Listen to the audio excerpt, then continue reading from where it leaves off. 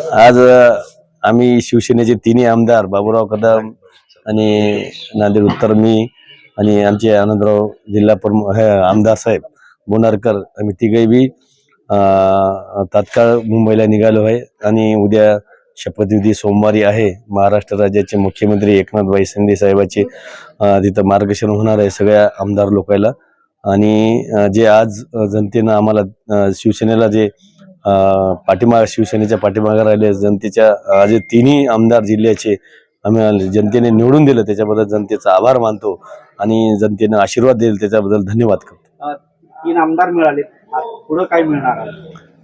नाही, पुढे महाराष्ट्र राज्याचे मुख्यमंत्री साहेब निर्णय जे घेतील ते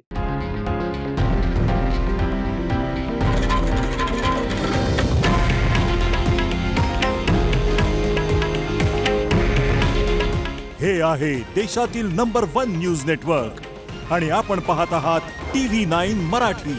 काळजी तुमची, हित महाराष्ट्राचं.